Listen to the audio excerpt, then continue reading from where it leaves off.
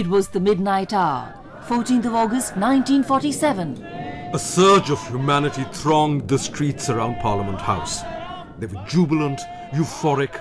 Finally, citizens of a free India. Let me now hand the microphone to the crowd for a second to give you an idea of how enthusiastic they still are. Masses of people, a sea of faces, all glistening with enthusiasm, and I am lifting the microphone about a foot above my head.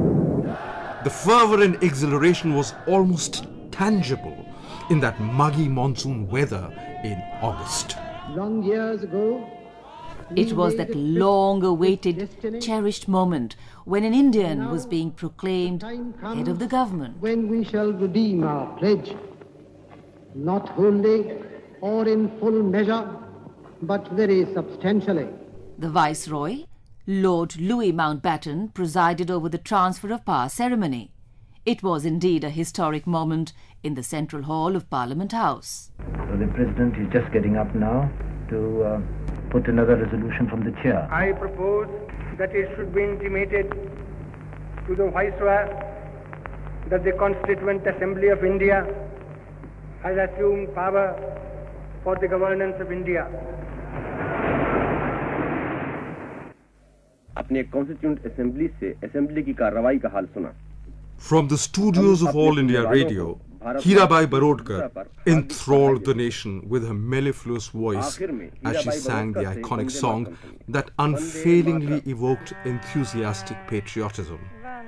She set it to the joyous mood of Rag Tilak Kamod.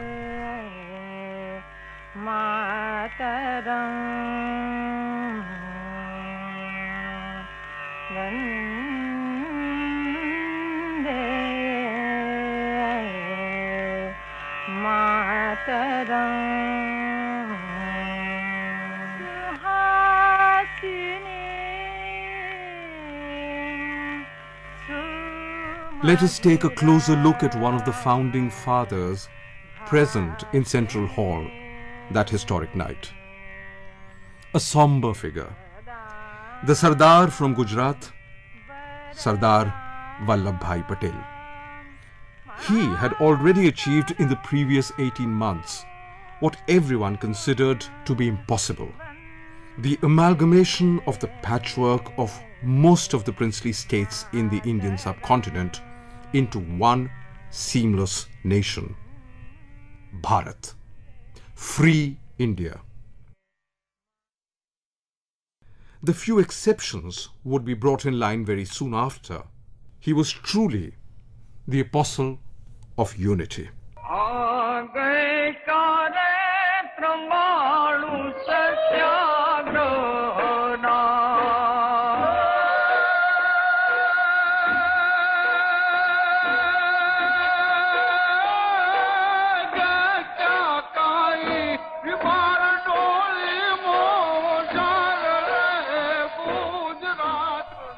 Let us go back a little to the start of his journey in the March to Freedom. It had begun with his support of Gandhi's non-cooperation movement in Borsad in 1917 to motivate Indians to sign Gandhi's petition for Swaraj. He earned the title Sardar in Gujarat in 1918 when he was able to persuade the British government roll back the punitive taxes they had imposed. The women of Bardoli conferred that title soon after. ये पैसे हमारे गांव की सभी बहनों ने इकट्ठा किए. क्या वो सभी सत्याग्रह में भाग लेने के लिए तैयार हैं? आप जो कुछ भी कहें, हम सब करने को तैयार हैं. क्यों? आप हमारे सरदार जो हैं, सरदार वल्लभभाई पटेल की. Dr. Salil Misra, historian, Ambedkar University, comments. His first exposure to big politics, mass politics, was during Bardoli, and which was where the women of Bardoli gave him this title, Sardar of Bardoli, and became Sardar Patel. So his first major experiment with politics, apart from anti-imperialism, was that of being a peasant leader. And it was during that period he worked with Mahatma Gandhi. He grappled with the complexity of politics of that time. You involve peasants, peasants pay a price. Large number of peasants lost their land. because they did not pay the tax. That land was confiscated. Now what do you do? What do you tell your constituency? Well, that is what politics was all about. Sacrifices had to be made not just by the leaders but also by people. So experiences of this kind, that hardened him.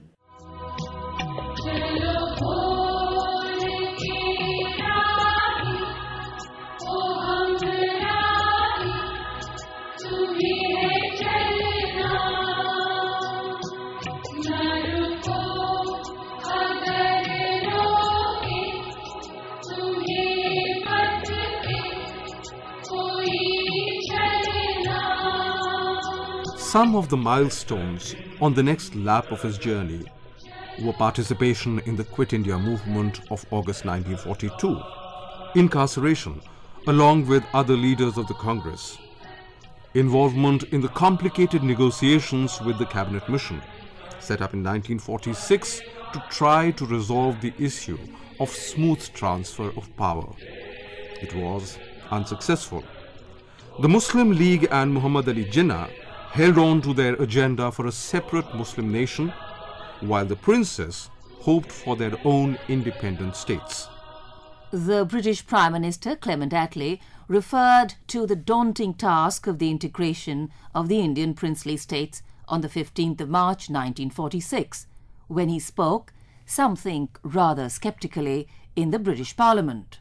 Quote, I hope that the statesmen of British India and of princely India will be able to work out a solution to the problem of bringing together in one great polity these disparate constituent parts. There again we must see that the Indian states find their due place. It is a matter that Indians will settle themselves. Unquote. Finally, when Mountbatten pushed the two dominion solution and Gandhi's stand for unity was sidelined, along with his offer of Jinnah as Prime Minister of an undivided India, the problem of princely states had to be faced squarely. The princely states comprised 2/5 of the land, and the danger to the integrity of the country was very real when, with the lapse of paramountcy, each state or kingdom, whether big or small, had the choice of acceding to either dominion, Pakistan or India. It was a big bargaining chip for them, and in number there were more than 560, whether ruled by Rajas or Nawabs. The Sardar handled them with an iron hand, often with a silken touch, and always with respect, whether they fell into the large, medium or small category.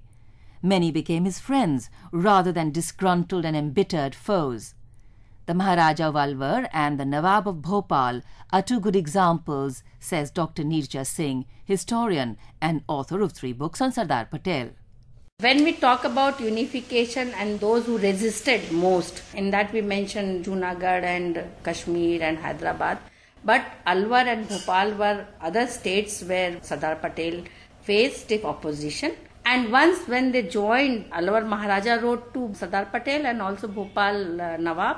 Alwar Maharaja said that earlier we were thinking of launching a similar kind of protest by the Rajas as it happened in 1857 against Dalhousie's policy. But once we met, once you showed us the correct and the real problems and alternatives, we accepted, and now I feel honored to be your true friend. I want to be your true friend. Similarly, Bhopal Nawab also wrote in 1949 to Sardar Patel and stating that whosoever comes in the path of obstructing our unification, our security, our integrity, I will be next to you. Such thoughts being expressed by these princely states who were earlier almost on the verge of revolt against Sardar Patel reflects the humility and also his sensitivity towards maintaining the dignity and honor of these princely states. Tarun Vijay, journalist and parliamentarian, gives fulsome praise. India was in turmoil when Sardar Patel took over as the Deputy Prime Minister and the Minister of Home and Information and Broadcasting of the independent India. Junagadh was almost trying to merge itself with Pakistan, and Nizam Hyderabad was also nursing an ambition that it will be a satellite area of Pakistan in the belly of India. More than 542 princely states, they were having their own demands. Sardar Patel emerged as an avatar of Samrat Vikramaditya or another Bismarck in India, and he did it with great strength and a rock-like decisiveness. Patel himself realized the dangers of the fragmentation of India, a mosaic rather than a whole. जैसा एक कौमी मामला था, वैसा एक पेचीदा मामला देशी रियासतों का था। जब सार्वभौम सत्ता हिंदुस्तान में से अपना बिस्तरा लपेट के चली और जब उसने ऐलान किया कि इधर पैरामाउंसी खत्म होती है, उस समय पर मुल्क में क्या होगा, मुल्क एक रहेगा या तो उसका टुकड़ा टुकड़ा हो जाएगा। लेकिन जो राजा महाराजाओं थे उसमें से बहुतों ने काफी स्वदेशाभिमान बताया और भारत की सरकार को साथ दिया। उसके लिए मैं आज इन लोगों को धन्यवाद देना चाहता हूं और मैं कहना चाहता हूं कि उनकी मदद से आज मुल्क में जो एकता हुई है वो सैकड़ों साल पहले कभी नहीं थी। Historian Dr. Salil Misra comments on this remarkable achievement of integration. There is a story which says Mountbatten asked Patel, this was the time when the interim government had been formed, and Patel said, I'll become the minister of princely states, but I want 565 apples in my basket. 565 is roughly the number of princely states that we had. Mountbatten knew that there are some problematic princely states. Hyderabad, Kashmir, Travancore, Bhopal. I don't think Junagadh he thought about so much, but these he thought that they might, and also Jodhpur. So Mountbatten said, what would you say if I promised you 560 apples instead of 565? And Patel said that he can live with it. Patel knew very well that these small princely states, apart from Hyderabad, all the others will not be able to resist. So this was a job that Patel took on. Patel was absolutely clear that as soon as possible, the princely states have to be integrated. You have to make promises to some, you have to threaten some have to be coerced. Mountbatten also has to play a role. V.P. Menon was constitutional advisor to Lord Mountbatten. After independence, Menon was appointed Secretary of the State's Ministry. He reported to Patel, the Home Minister, and played a crucial role in integrating the princely states with the Indian Union. V.P. Menon had remarked that the prophets of doom predicted that the ship of Indian freedom would flounder on the rock of the states. Perhaps even Lord Mountbatten himself was pleasantly surprised. Quote, there is no doubt that by far the most important achievement of the present government is the unification of the states into the Dominion of India. Had you failed in this, results would have been disastrous. But since you succeeded, no one can see the disastrous consequences that you avoided. Nothing has added to the prestige of the present government more than the brilliant policy you followed with the states. Unquote. With Patel at the helm, the ship of Indian freedom did not flounder, though many erstwhile Maharajas harboured dreams of independence. For example, Junagadh, in the Kathiawar Peninsula, ruled by a Nawab with a largely Hindu population, actually acceded to Pakistan. Sardar Patel went there to reinforce his diplomatic negotiation skills with the stark threat of military force looming large. The Kathiawar Defence Force was formed and sent into the peninsula with a flag march to reassure the 221 smaller states, even as it respected the sovereignty of Junagadh. Hyderabad, on the other hand, was the second largest of the princely states, occupying a pivotal position in the heart of the country. It had been given extra time for accession, and then the standstill agreement was signed and involved protracted and difficult negotiations which continued for almost 1 year. Ultimately, military action was taken. The Nizam had played all his cards during the drawn-out negotiations under the standstill agreement, including accession to Pakistan and seeking a plebiscite under the UN. Major General J.N. Chaudhary commanded the forces, assisted by the Air Force. It was a two-pronged attack. It lasted 5 days, 108 hours, and not a single communal incident occurred during the course of the operation.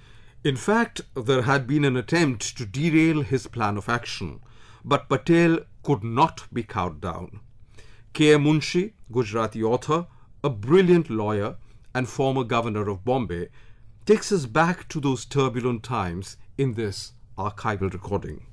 The supreme moment of his life came on the eve of the police action in Hyderabad. Some feared that communal riots would overwhelm the country. Some were afraid that we would lose international prestige. At midnight, as I understand, the British Commander-in-Chief had the temerity to call up Sardar from his bed and pressed him to postpone the action for 2 days. He was afraid that if the action was taken, Bombay and Ahmedabad might be bombed by the Nizam's planes. Sardar said, if London could take bombing, surely Bombay and Ahmedabad can take it, and he banged the telephone. The action started on the appointed hour, swift and irresistible. That was the great moment in Sardar's life. V.P. Menon, Secretary of the State's Ministry, commented on Patel. In my view, the first and foremost virtue of Sardar was that he knew his mind. He was essentially a practical man. This practical outlook always acted as a brake on his overall idealism.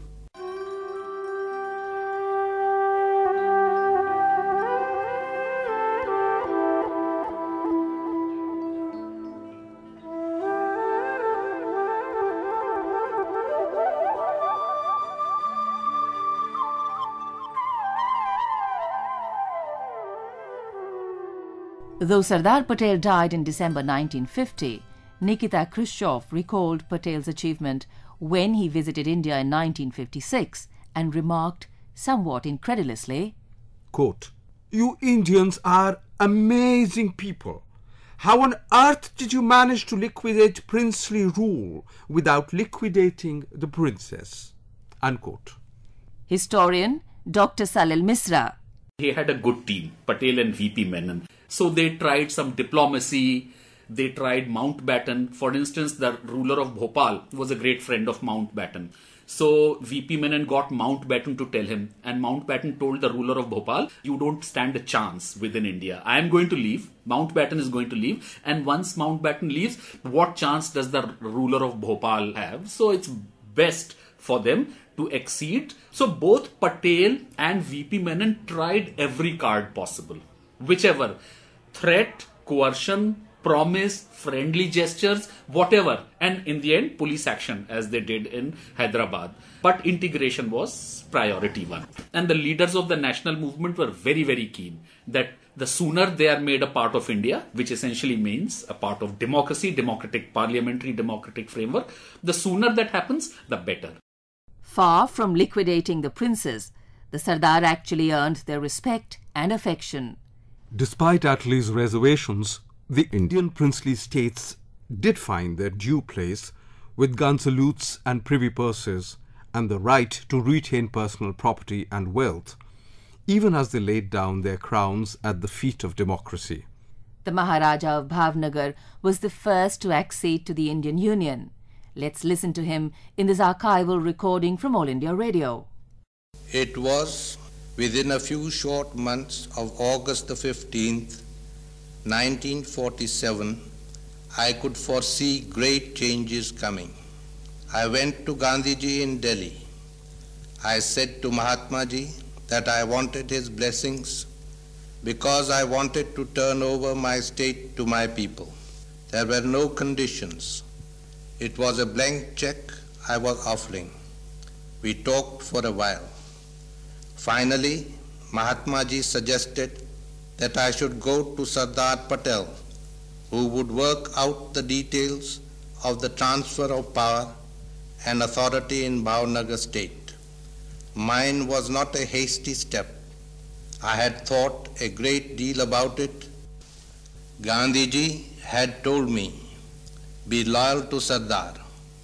I did not find it difficult to be loyal to him. The Maharaja of Bhavnagar explained how he was influenced by the Sardar. His personal touch. I became a family member, and Maniben still maintains that relationship even after Sardar's death. Sometimes I took early walks with Sardar Patel as the sun was coming over Lodi Gardens in New Delhi. Sometime I was invited to have breakfast with him at 1 Aurangzeb Road. He fell seriously ill and went to Dehradun for a rest. He went to the Doon school more than once to look up my two sons, to talk to them and inquire about their progress. I soon found that the Sardar was a man of his word. Anybody who came in contact with him gathered the impression that he would keep his promise. He was not a person who would turn back and say that he was unable to keep his promise because the public opinion was against it. He won the heart of many princes. There was a time when he was regarded as the biggest enemy of the princes. There came a time when princes themselves began to regard him as their biggest friend. In yet another archival recording, we hear the Jam Sahib of Navanagar recall his own association with the Sardar after they met at the home of a common friend in Bombay in 1942. It happened this way, that at first it seemed as if each of us was fighting for a cause which the other thought was opposite. However, on constant meetings, and particularly at a special luncheon party which Sardar gave, each one of us was convinced that although we were fighting for a different party, both of us really fighting for India.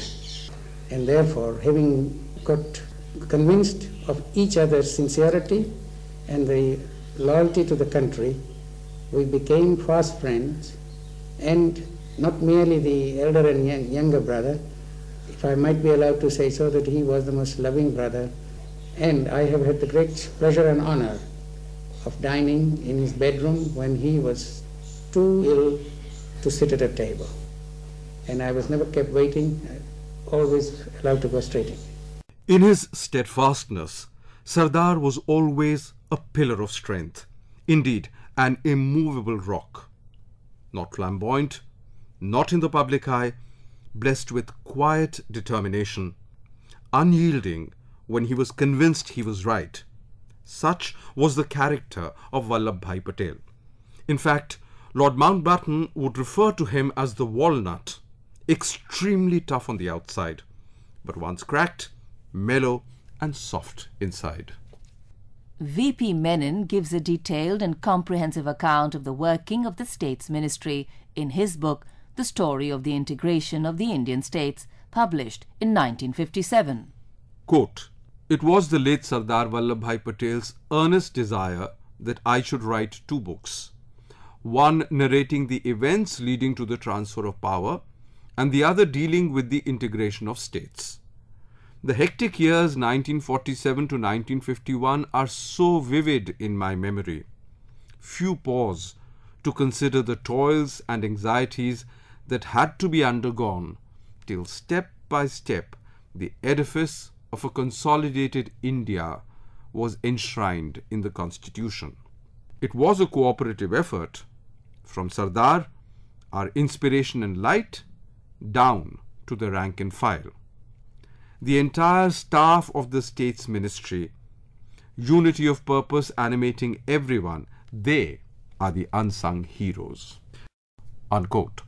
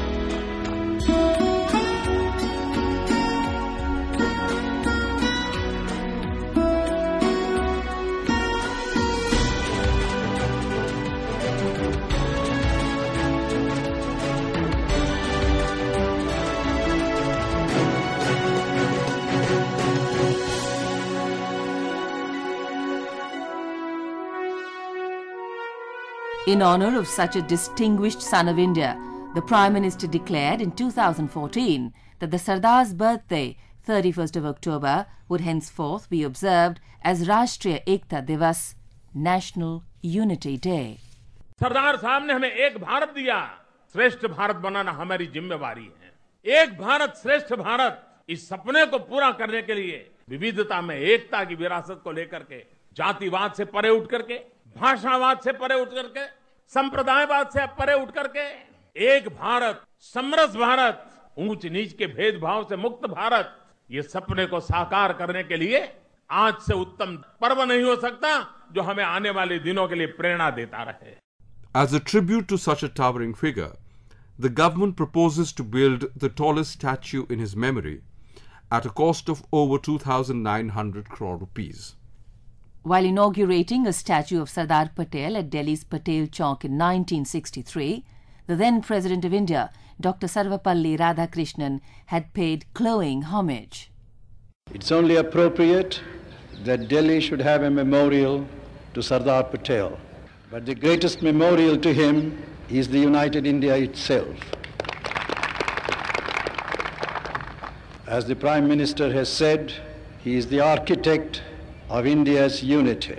Through his persuasive power, diplomatic skill, political adroitness, he was able to bring about administrative unification of this country, which is the essential basic apparatus for building a strong India.